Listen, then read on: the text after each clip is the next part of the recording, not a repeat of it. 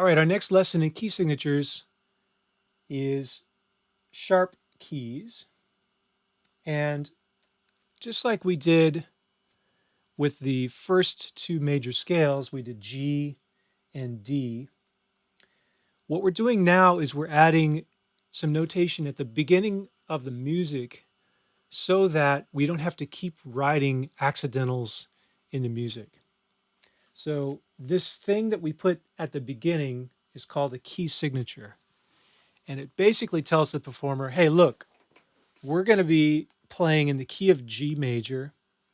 So all Fs are going to be played as F sharps. So rather than writing F sharps throughout the whole music all over the place, we're just going to give you one at the beginning of the music in the key signature to tell you that that's what you should do all the time. So if you look here, it's got an F sharp written right after the treble clef, or it could be after the bass clef. And notice that it obviously has to be on the correct line for F sharp. So in treble clef, there's the F, and in the bass clef, the F is the second line from the top. Okay. Here's the thing. When we write a key signature, like that one, we put an F sharp at the beginning of the music, but please understand that in the key signature, again, this is not an accidental, this is the key signature, that F sharp applies to all F sharps, no matter where they fall on the staff. So if I write a note here, what note is that? Well, if we have an F sharp in the key signature, then that note is an F sharp. I don't have to write an accidental in front of it. It's understood that because it's here, all Fs are F sharps. This is a little bit different than accidentals where they had to be on exactly the same line or space no matter what the octave. But with key signatures, it's different. It literally applies to all Fs anywhere. They're all going to be F sharps. So I think that can be a little bit confusing in the beginning, but after you get used to it, it's not so bad, I hope. They also give us the key of D,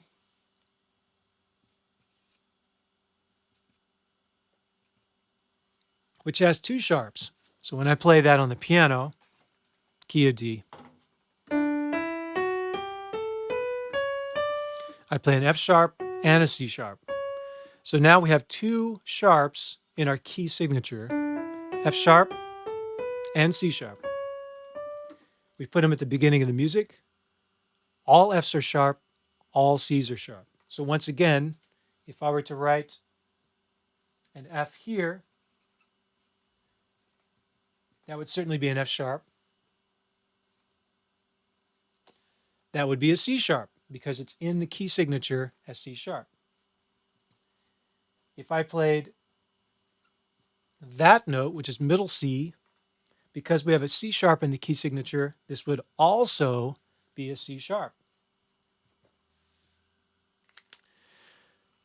I hope that makes sense.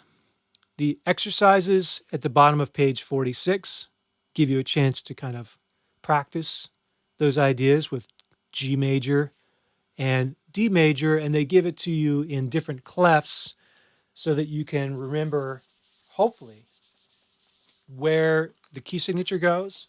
And I'll go ahead and just put them up here. So the key of G is going to have an F sharp right there, right? That's the line for F in the bass clef. And if I did the key signature for D major, we'd have an F sharp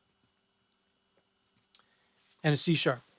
And we're going to get into a lot more with key signatures, but let's just lay the groundwork right now and say that there is an order in which we put these sharp signs or flat signs in the key signature.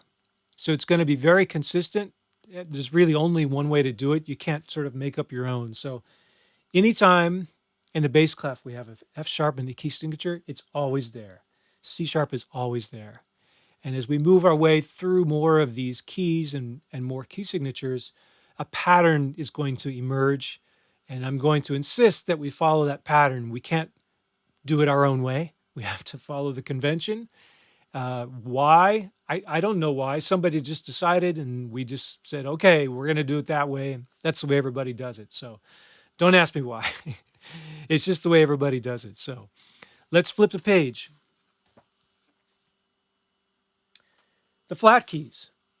Just like before, they're giving us the key of F and B flat major. And again, instead of writing accidentals, every time we play a B, making it a B flat, for instance, we're just going to put a key signature at the beginning of the music. So let me do that right now. And I'll do it in the bass clef. All right, so here we are in the bass clef, and I'm going to do an F major scale.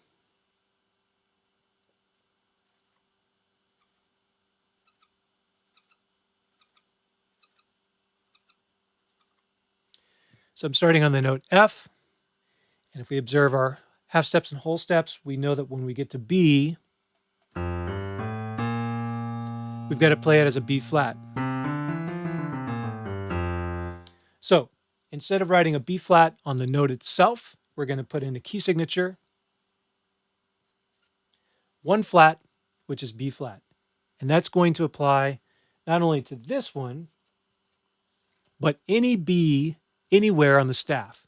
So if I were to keep going and I ended up on the top of the bass clef, that note right there would also be a B flat because the key signature tells us that all Bs should be flat.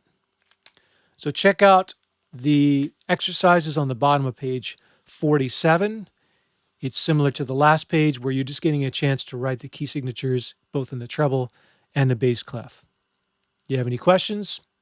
I'll see you in the discussion forum. Good luck.